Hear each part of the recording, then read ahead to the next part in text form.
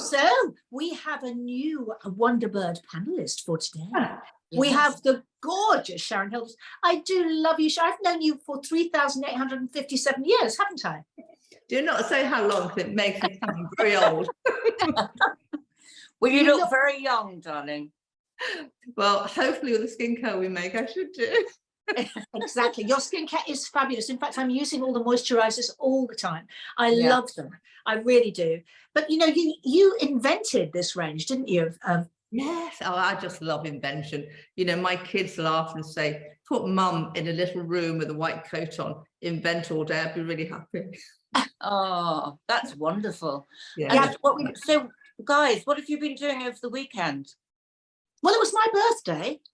Oh, I know, darling, because I was actually with you. Yeah. Yes. On your birthday. You were walking the dogs on your birthday. Yeah. Oh, yes. Always walking the dogs. Always walking the dogs. That's why I spend my life walking the dogs. In fact, no, Dee was with me twice last week. She was actually with me on my birthday and on. I just can't get. I'm doing trying. You can't get rid of me, darling. Trying to get rid of me. Then you had to space it all out. You had so many people wanting to celebrate your birthday. In fact, you had many celebrations, didn't you? I did. I had lunch with Natalie. Yes. Had lunch with me. Yes. Dinner with Dee. Yes, and Natalie got me the most gorgeous, beautiful blouse that's all diamantes, which I was going to wear that night, but it was too hot. Then I had dinner with Dee and Kira and Talia and Mons and Simon and our neighbours, and it was just really, really lovely. They gave me a barbecue. Yes. And then did we have a barbecue that night? Oh yeah, no, we didn't. What happened was, no, I knew I had somebody to tell you. Mons was given, because his birthday's the day before mine. Mons was given a pizza oven for his birthday. Unfortunately, my daughter, in her madness, decided to, you have to have a shovel thing that goes inside it to put the pizzas on. Unfortunately, I don't know how, but she bought the wrong size. So he, as the actress said to the bishop, again, he couldn't get it in. So they had to, couldn't they use a spade or something from the garden shed? Well, they did use something in there. I think Simon came up with some idea. Yeah, exactly. The pizzas were lovely. They were just a little bit squidgy, but beautiful. And a little bit burnt. Yeah. Did you make the pizzas from scratch? They did. Yeah. Yeah. Very impressive. We thought they were doing absolutely nothing. They bought the base actually, but they did the other bits. So but Mons likes to cook. But anyway, girls, I mean, we have a great show. We have one person who is 17 different people coming on. And I love her to pieces, as we all do. I'm so happy to bring back our gorgeous friend, Issy van Randwyck. Issy! Issy! Yes! How are you? All right, thank you for having me back on. Oh, we love you. I just want to tell you, you're looking very Renee Zellweger today. Oh, yeah. Yes. You do. It's not like you've always thought that about you. It's just your eyes and before she had all her work done, and now she doesn't look like herself anymore, does she really? Now she doesn't look like me. Look like you, exactly. True. I better have the surgery. But she was so pretty before she had her eyes done. She was stunning. Should I say that? She's still stunning in a different way. Yeah. I agree, Sharon. But so Issy, let me introduce you, because you know Natalie and you know Dee and you know me, but you don't know Sharon. So Sharon is a Wonderbird guest panelist today. Wonderful. Hello. Yeah. They've upgraded me. Or downgraded you. I'm not sure which it is. Yeah, exactly. Up or down. So Issy, I'm just dying to talk about your new show. It's coming to Sonning. When does it get there? Well, we're doing a week. Well, we're not. We're doing 3 shows at the Tabard in London at Chiswick on the 11th to the 13th of July. And then we're at the Mill from the 20th to the 29th of July. Ooh, I might get to the Tabard. It might be closer. I don't think I said that in front of Sally. But it's wonderful. And you're doing loads and loads of different things. Tell us what you're doing.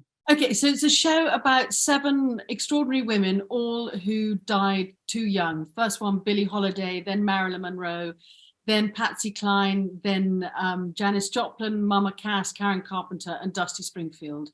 They all died various drugs, drink, plane crash, cancer, anorexia, heart failure, all of it, all too young, with so much talent, with so much to give, and gave so much.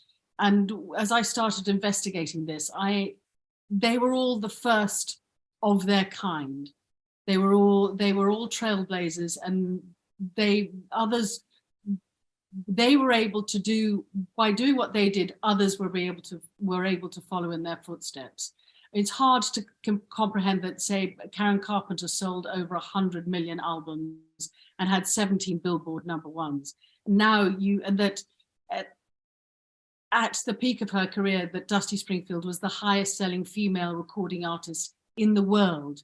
Likewise, Billie Holiday was the most famous jazz musician in the whole of America. You just go on, most photographed person of the 20th century, Marilyn Monroe.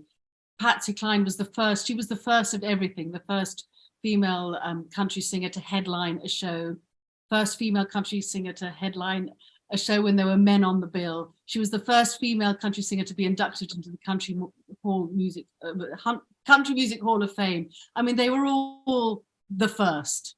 And wow. Yeah. And so did you write it, Issy? I have, yes, I've written it and drawn information from, I mean, I've just been going down so many wormholes that have just, I just keep discovering more and more and more, and thinking, I have to stop now, because I'm just making it very hard for myself, because I just have more and more and more to learn, and go, no, enough now. So Issy, are you telling their story? Each one of them, you're telling their stories? I'm telling their story, and I found their quotes, and I'm quoting, using their quotations, and I'm not wanting to put my words into their mouth. I'm using their words in my mouth. Yes. So I didn't think that Dusty died so young, did she? Died age 59. Yeah. And she's the oldest of my divas. But still, 59 is she was just shy. Still young. And you see that, now I'm going to tell you, I have a connection, you see, to Dusty Springfield, that my mother and my stepfather used to represent her. That's amazing. God. So all through her career, or what part of her? Probably in the 60s. So at the height, I would say. But you know, the height. With the band, the Springfields, that she was in with her brother Tom, they were the first British band to have American chart success. Well, just now you go, oh wow. Well, I just remember her in The Office. You see, her and Madeline Bell. Yeah, I my God. I just remember them, and as a little girl. Yeah. And she fascinated me, but also the fact that I knew that they were gay. Yeah. And it was like, it's something that I knew. So I used to say to my friends, oh, Madeline's her girlfriend. My friends all used to go, we were three little girls. But to me, it was normal, because I was brought up with all that. Yeah. God, how exciting that. Oh, I know. God, I'm so jealous of your young life. Listen, Debbie, there's a show in you. Just think of that. And your mum represented everybody. Yeah, they did. They she really did. They represented everyone. They represented at that time. They represented Jimi Hendrix, Cat Stevens. Wow. Oh God, I love him. The Walker Brothers. Wow. And the Walker Brothers were then the biggest thing. Yeah. So they're much, and I never forget going to a concert with the Walker Brothers. So I was about 10 or something. And Jimi Hendrix was second top, and all the way through, they were just going, "We want Scott." They didn't even listen to Jimi Hendrix. Those were the days. But Issy, I have to tell you, I've been listening to you and watching you on YouTube, and amazing. You do them all of them so accurately and beautifully. But the thing is, you haven't lost the essence of your own voice, which is extraordinary. How you've managed to do that. Well, and so you sort of go from one to the other so seamlessly. And oh wow, I was really, really knocked out and impressed when I listened. I thought you're a great talent, really are.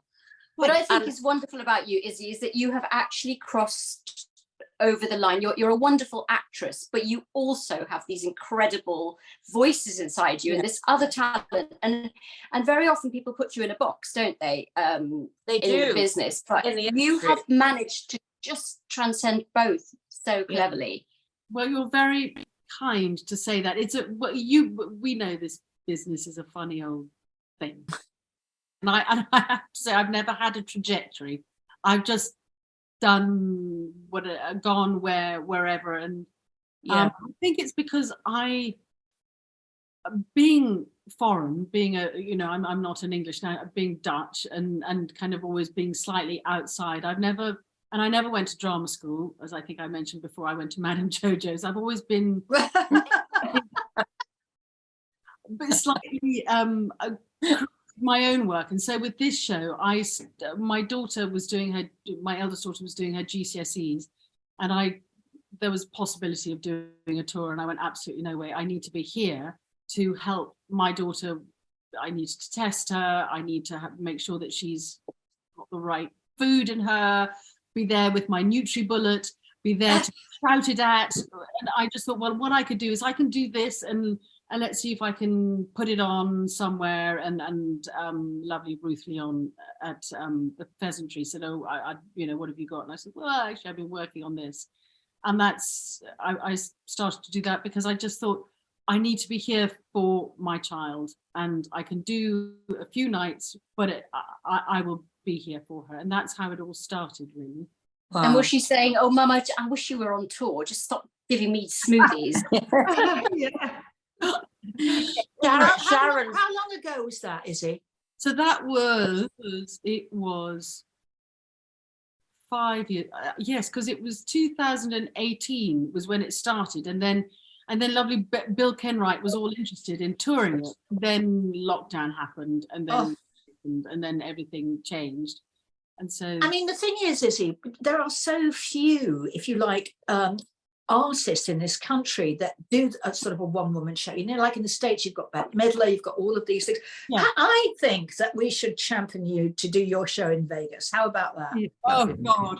Well, funnily enough, we were meant to. There are a few of us from Ruby Venezuela, myself, Jay James, and a couple of others from Madame Jojo's. We're go and do a show in Vegas.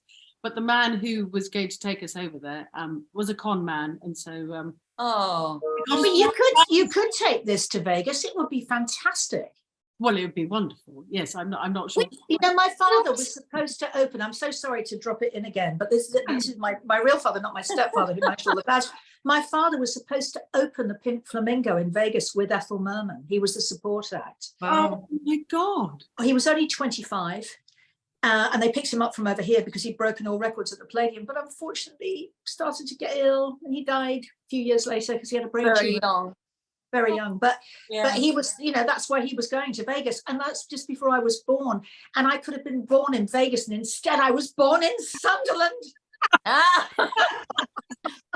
Oh God, Sharon is desperate to talk to you, Issy.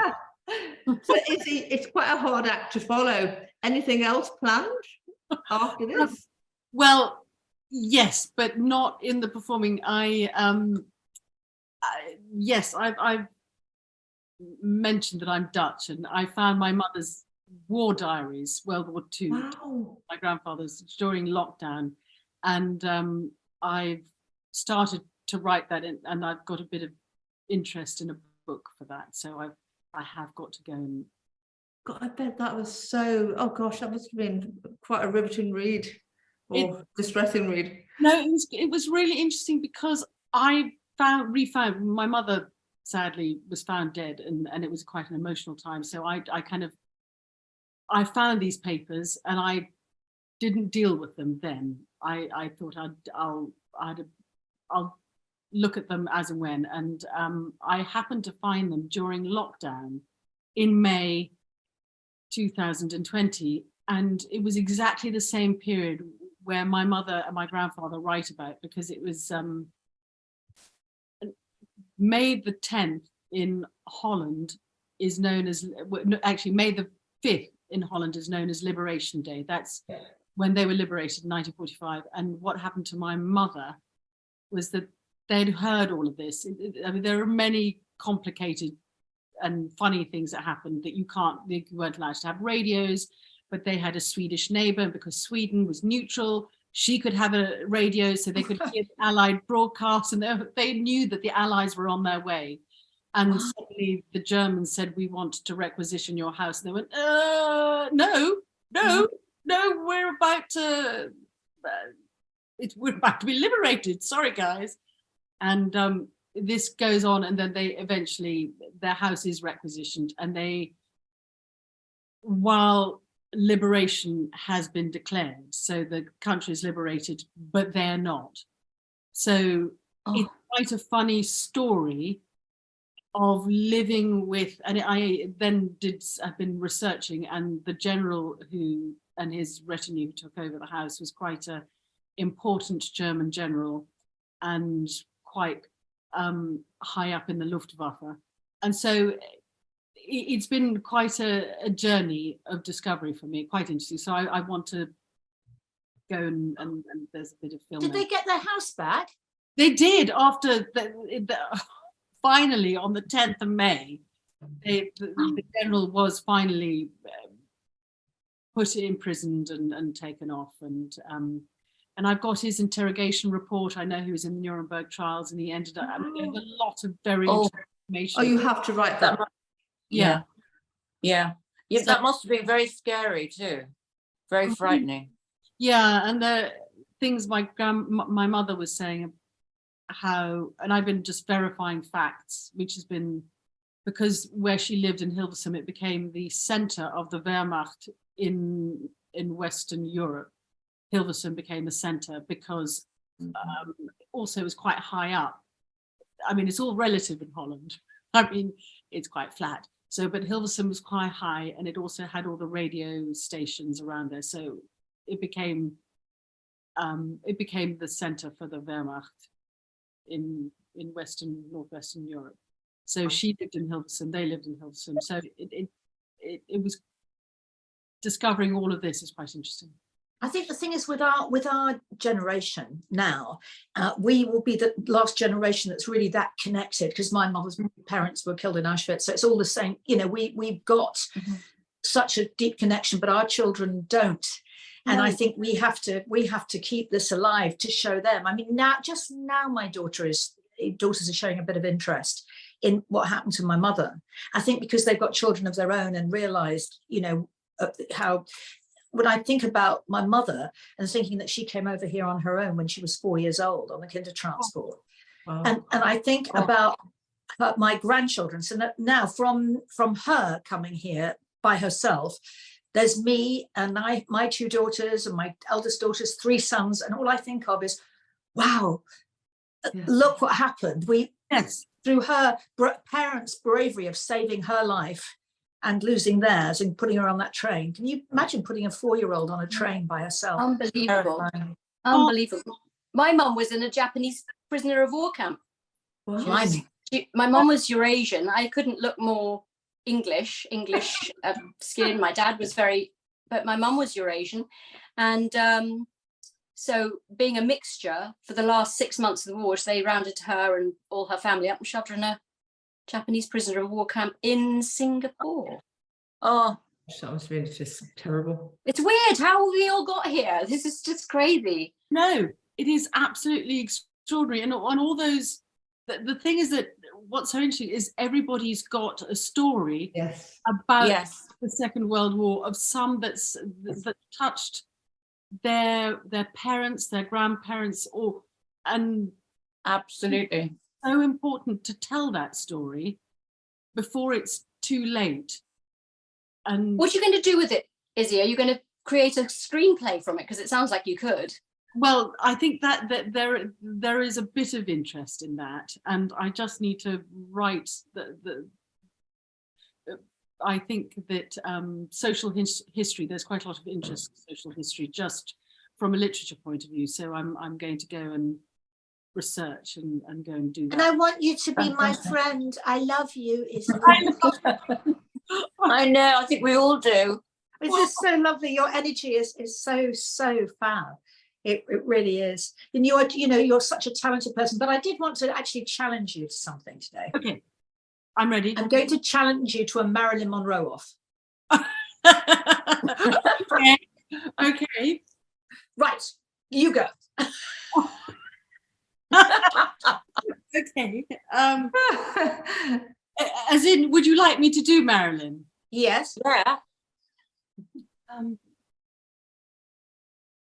I've never told anybody, but I always cut a quarter-inch off one heel. So when I walk, my ass wiggles. Over to you. Okay. Blonde hair runs in my family. I guess I shouldn't use such a cheap rinse. You played her, didn't you, Debbie? Well, no, I didn't play her. Marilyn. I was in because I saw your show. I played in The Sleeping Prince, which is a Radical play, opposite Omar Sharif, but it's the part that she played with what's his name? Fabulous, Olivier. Olivier, yeah. And I was with Omar. Oh God, that was interesting. Well, we need to talk about that. Oh, But, Yes, you've got to come back, Issy, please. So can you do, just before we go, Izzy, because we don't want to lose you for a second.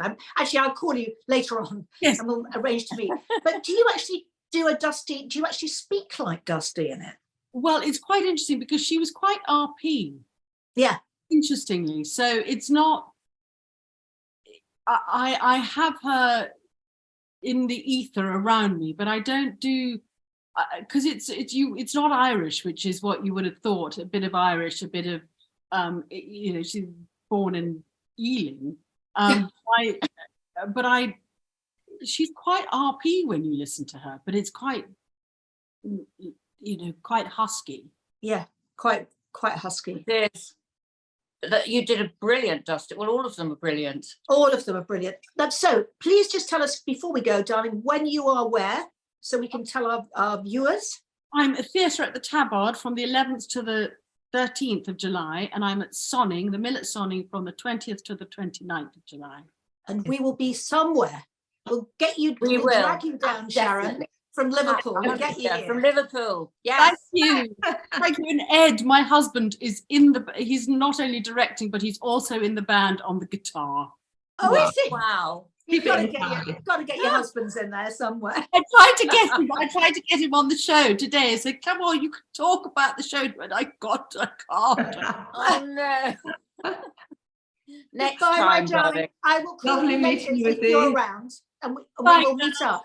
Bye-bye. Darling. Bye, Izzy. darling. Bye, Izzy. Bye. She's lovely. Oh, she's Isn't she amazing. wonderful? So talented. Yeah. She's so talented. Do you know, years ago, I auditioned for Fascinating Aida, and I was shortlisted, and she got it. Ah, But I can see why, because she's got that sort of, as you say, high energy, amazing talent. And she looks like Renée Zellweger. Yes. but she's got amazing precision when she performs. I first saw her years ago. There was this thing called the Lost Musicals, and it was up at Sadler's Wells, and she sang a song about a doctor and body parts. I mean, none of it goes together. It was hilarious. She was so funny because she had to be so articulate in this song, and it was really funny. She was brilliant. Well, Sharon, Great. this was your first time as a Wonderbird panelist, and I know it's very hard to get in, as the actress said to the bishop. But you will, and also as the actress said to the bishop, it gets easier. It does. It does. You all have such interesting stories. You've all done so much. So have you, darling. Yeah. Everybody has a book inside them, I think. That out of you. So, gradually. Anyway, we You have did a extremely fabulous well. guest coming in on Friday. We do. Shall we tell? Actually, Sharon, you can tell everybody who it is. Okay. Yeah. Who's coming in on Friday? This is my favourite rock chick of all time. I love her. The famous Susie Quattro. Really? She's amazing. So I'm really excited to be on the panel because I get to talk to her. You do. Yes. Goodbye. Bye.